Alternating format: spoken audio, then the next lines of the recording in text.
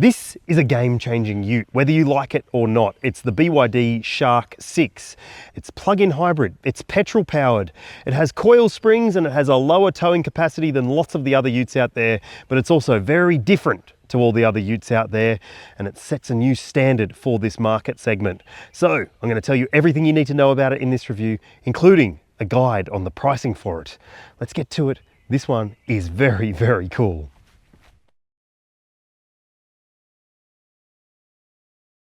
The exact price of the BYD Shark 6 is not yet confirmed at the time I'm filming this. It's early October 2024. At the end of October 2024, the price will be announced and it's going to be sub $68,000, which is unbelievable value for money considering what you are getting in this vehicle. It's a big truck and you're getting plenty of truck for the cash. You've got LED headlights and 18-inch alloy wheels. There's also roof rails. There's a sports bar at the back. You get a tub liner, and you're also going to get a really nice fake leather interior trim, but with a big touchscreen media system with Apple CarPlay, Android Auto, sat nav, and it rotates as well if that matters to you or not. There's dual zone climate control, heated and cooled seats, and plenty of other really fantastic features for the money. I can't see this being bettered by anyone. Well, not by any of the mainstream brands anyway. But let's talk about some alternatives, because there are some you might want to consider. At this point in time, there are no direct rivals to this vehicle. No other plug-in hybrid ute exists in the Australian market, and there will be some coming. The Ford Ranger is going to have a plug-in hybrid soon, but you can expect it to be a fair bit more expensive. But the Ranger in itself is a very, very good ute, and there's a bunch of different versions available for that model lineup if you are okay with choosing diesel. But hey, if you want petrol, well, you might want to go and have a look at the Volkswagen Amarok. There's a top spec petrol version, which is more of a lifestyle version of that ute, and it's an absolute cracker of a thing. And it's very refined, has a nice interior, although it's not quite as usable an interior as the Ranger in my opinion. But it could be well outside of your budget if you're thinking 60 grand. Well, if you are thinking on the budget side of things, what about the GWM Cannon Alpha Ultra? It's available with diesel or hybrid, and it starts at around $65,000 for the hybrid version drive away. So yes, it does have a pretty punchy engine and it's got usable off-road tech as well. And yes, like I said, it is a hybrid, but it's not so much about the efficiency side of things. It's more about power and performance. But would you choose any of those, or is the pricing on this just too convincing?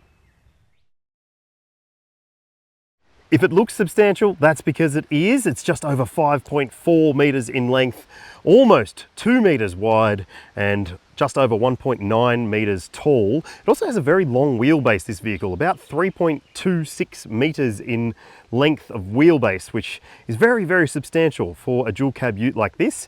And that helps it look pretty intimidating in terms of its stance. Now at the rear, I think it looks really good as well. This nice big LED bar that runs across the tailgate is obviously pretty cool. And you've got a sports bar, you've got roof rails, so the practicality elements might be pretty handy for you. And to open the tailgate, press this twice, and there we go, nice soft drop tailgate, which is very handy. And the size of the tray is excellent. You'll see the dimensions on your screen now, and that is a very, very user-friendly level of space. There's also lights in the tub, which is very, very cool. There's a little switch just there for that. And on this side, there's a power point. Well, actually, there's 3 power points. So you can use the battery pack of the vehicle to power accessories, whether at the campsite or the work site. It could be a really handy device for you to make use of. I reckon this is really, really smart in terms of the tech and the space on offer in the tray. And underneath the tub, of course, you're getting a full-size spare wheel, which is a nice bonus. Okay, the interior of this vehicle does feel more plush than lots of the other work-focused trucks out there, and a lot of that comes down to the finishes, the design, and some of the features. Obviously, you've got a digital instrument cluster here. It's a very good size. It has a bit of adjustability in terms of the displays, and on this side here, you've got a massive touchscreen media system. Yes, it can rotate if you want it to. I don't know why you would, but you can have it up that way if you want to look at the map in a portrait layout for whatever reason, or just interact with the controls in that layout for whatever reason. But personally, I prefer the landscape design, and it does have similar features to lots of the other BYDs out there. So you've got dual zone climate control, and just like all the other vehicles that BYD offers, there are no physical dials or buttons to play with things for the most part, but you do have a fan control system here, which is touch sensitive. You've also got your direction for your vents, and there's plenty of other features through here that you can use. There's a car menu, so you can jump into some of the things that you might want to adjust: your cruise control, your parking assistance, your safety assistance.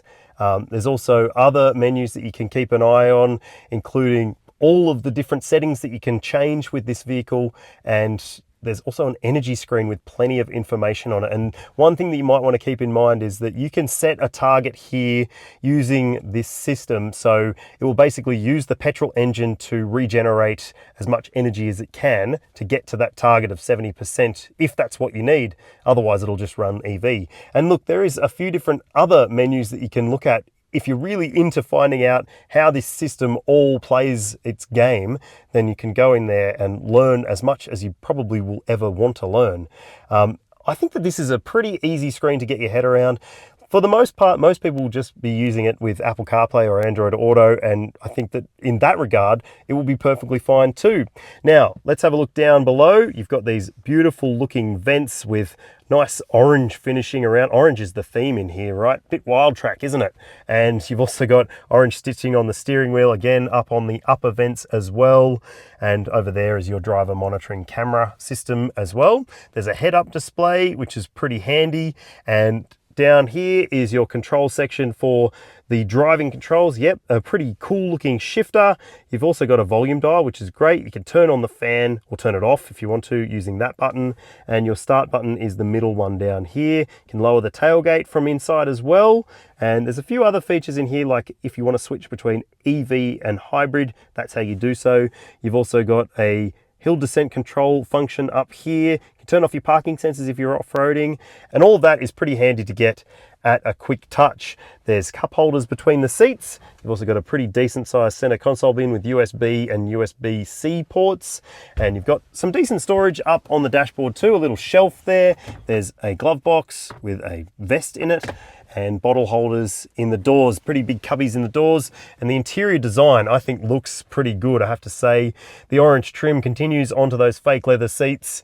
You've got a sunglasses holder up here as well, lights, there's illuminated vanity mirrors, and yes, it is a pretty nice design in here, in my opinion.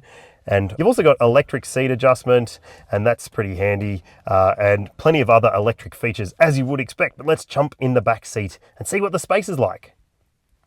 Okay, so this seat is set for my driving position. I'm 182 centimeters or 6 foot, and this is where you can tell that you've got a very long wheelbase. Lots of legroom in the back, much more than some of the other dual cabs in this segment. You can slide your feet in underneath and it's pretty comfortable.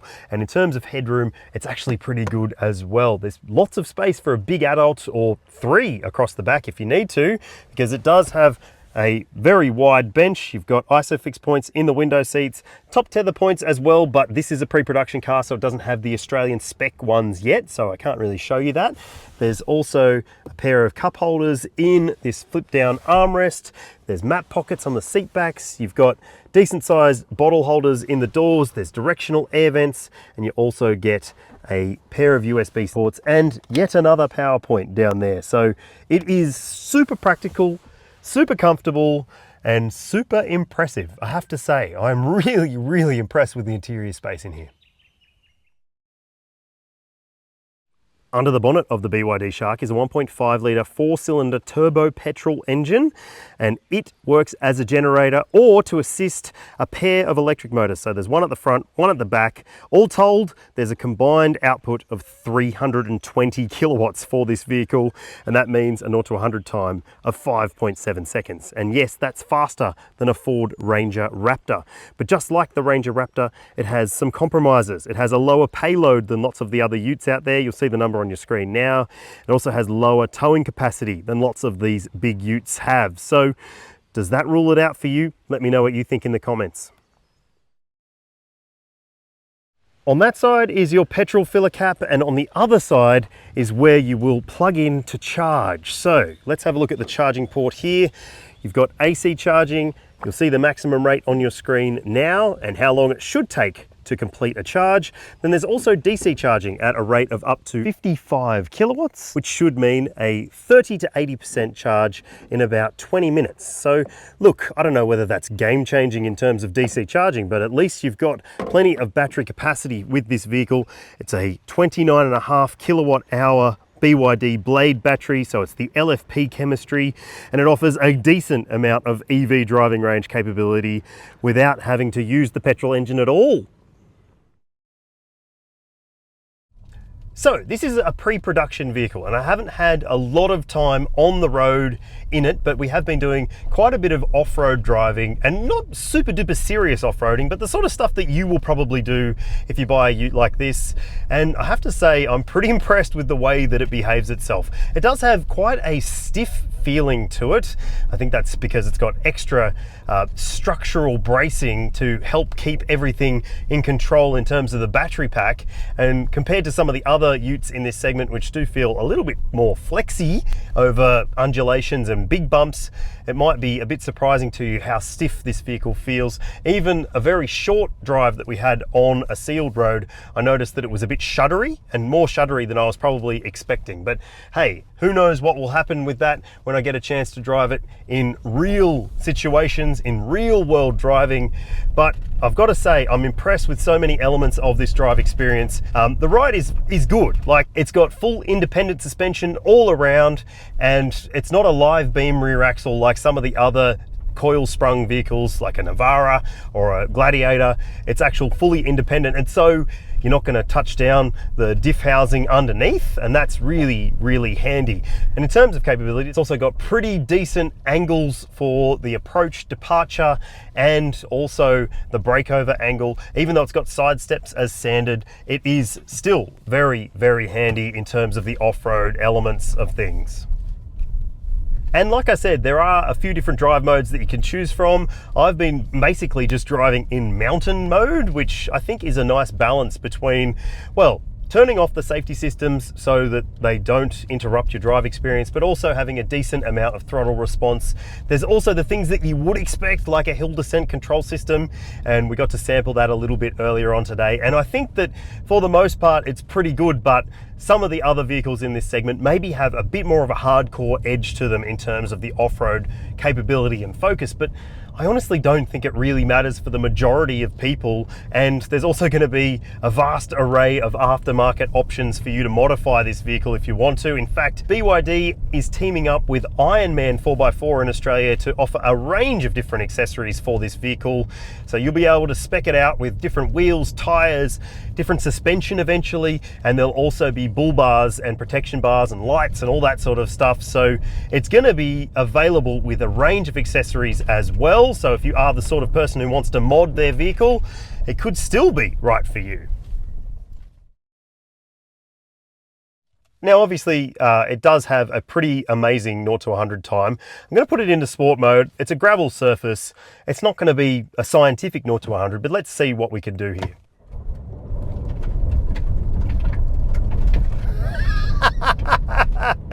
Well, it's involving, that's for sure. Far out.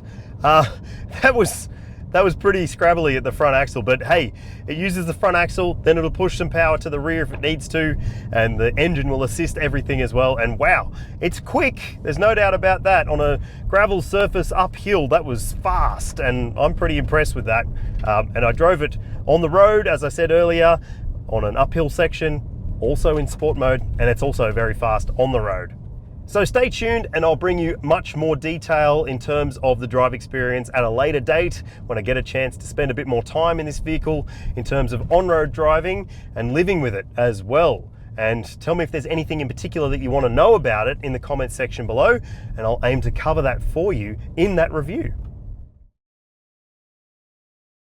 Okay, so what about fuel efficiency? Plug-in hybrids like this always have a really impressive claimed number, and yes, in this instance it's very impressive as well. You'll see the figure on your screen now, but there's also a hybrid figure that you need to keep in mind. So if the car is running in hybrid mode, you can see on screen what it should be able to achieve in that instance. And I think that honestly, that's still pretty impressive considering some of the other vehicles in this segment that are diesel use more than that. So that's pretty cool to see, but also you need to keep in mind that it does have a pretty decent sized petrol tank as well, and you could be able to get more than 800 Ks of driving range, including battery electric and petrol. So do you think that's enough for you? I'd love to know. At this point in time, there is no ANCAP rating for the BYD Shark, but the brand is confident, it says, that it will achieve a 5-star score because it's got all the spec and tech to do so. Things like autonomous emergency braking, pedestrian and cyclist detection, there's lane keeping assistance, blind spot monitoring, a surround view camera system, front and rear parking sensors, all of that stuff that helps it achieve that kind of score, as well as some stuff that you might be a little bit annoyed by. There's a driver monitoring camera system and a speed sign recognition system, but they are not as annoying as in some other vehicles in this segment or in other segments. So that's pretty good to see. And it's got plenty of airbags inside as well, dual front, front side, front center, and curtain coverage for both rows too. BYD is offering a 6-year, 150,000 kilometre warranty for the vehicle itself. Just make sure you read the terms and conditions. And there's also an 8-year, 160,000 K warranty for the battery pack. Now, servicing intervals are going to be lengthy, 12 months and 20,000 Ks, which could be great for you if you're running a business, and it could mean that you'll be able to have less downtime or down days because your car's in getting serviced, like a Toyota or something like that. And also, you will need to keep in mind that you don't get roadside assist topped up each time you service, but you will get the first year for free. But I think the real ownership advantage here will be running costs, because if you can run it as an EV when you need to and a petrol at other times, well, it could be far more efficient than having to fill up a diesel tank every single week.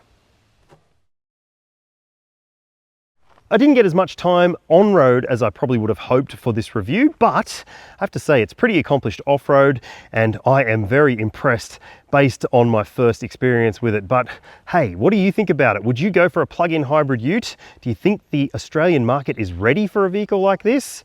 If not, what would you choose instead? Let me know in the comments. I'd love to hear from you. If you haven't already, please like, subscribe, and ring that bell, and I'll see ya when I see ya.